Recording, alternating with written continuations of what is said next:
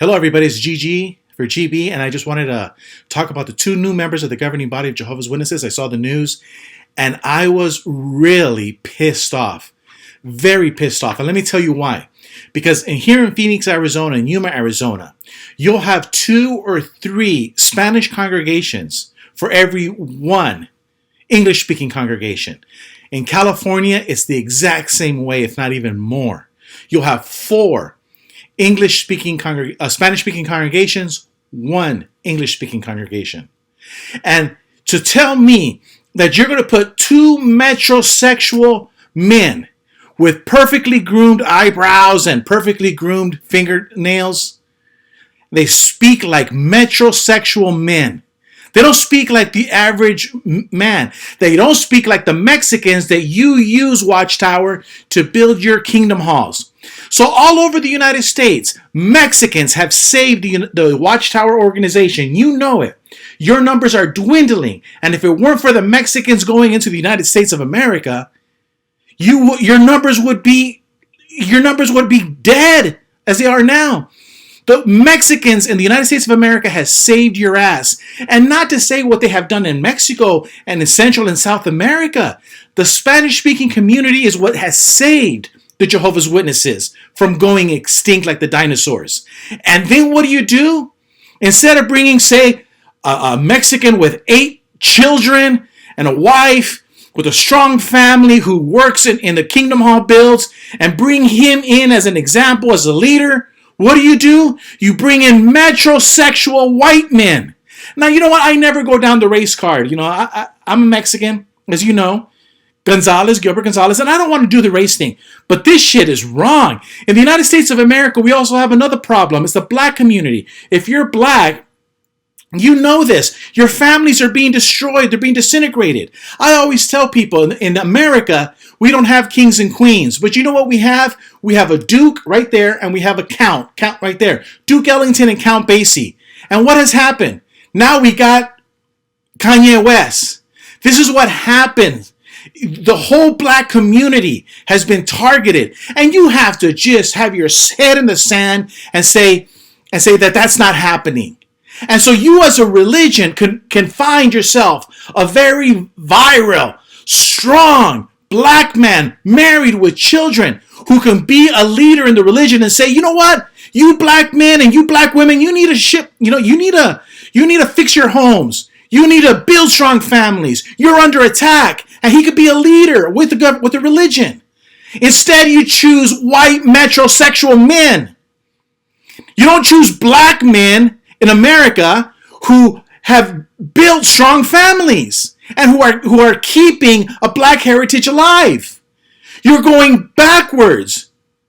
Your black men have been neutered in America. The black Jehovah's Witness male is neutered. World, God's servants all rejoice. We praise Jehovah with a cheerful voice. Whatever comes our way, we fear no harm. We will get through, we have God's mighty arm. We won't give up, and no, we won't give in. Jehovah's on our side, this is a race. We'll win, we'll weather storms. Jehovah's strength will know of his right hand, of his mighty arm. We'll never let go. We will uphold Jehovah's sovereignty. We'll weather storms. Jehovah's strength will know.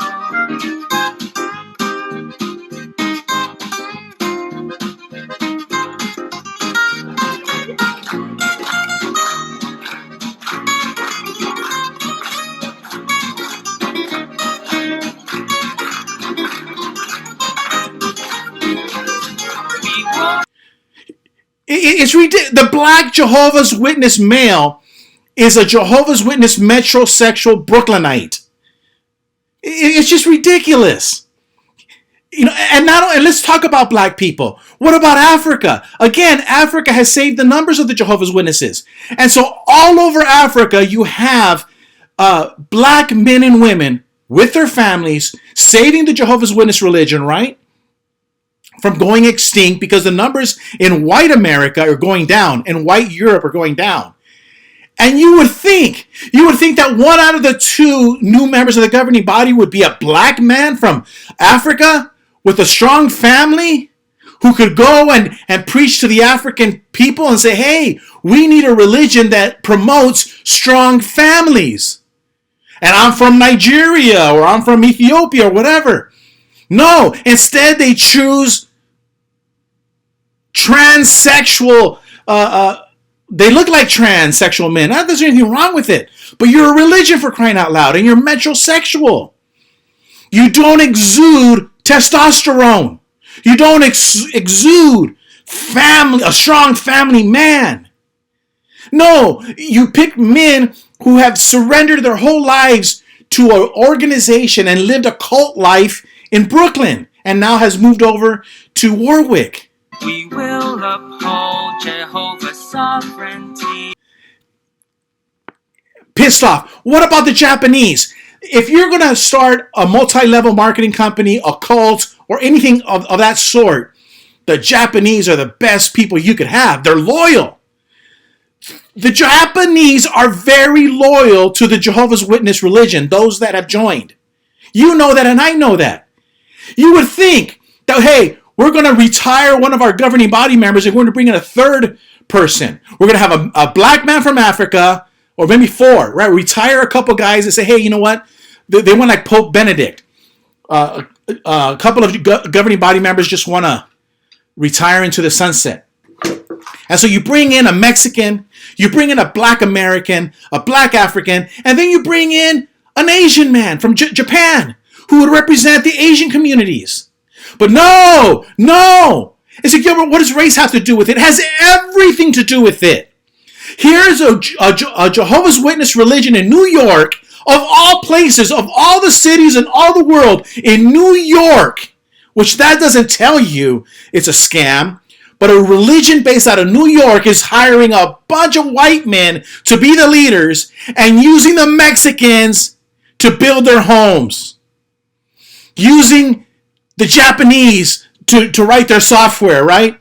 With the MEPs and others. So, of course it is. And using the black people in Africa, right? To keep their numbers alive. Because the white Jehovah's Witness is going extinct. Damn right it has to do with race. The appointment of these 2 metrosexual men, in my opinion, is an insult to all of the hardworking Jehovah's Witnesses around the world that have no representation. In the United States, we say no taxation without representation. And this is the type of governing body member you choose to bring in. What a disgrace. And we're going to have part 2 of this, and my brother's going to come in, and he's going to talk about Jehovah has white privilege. Stay tuned for part 2.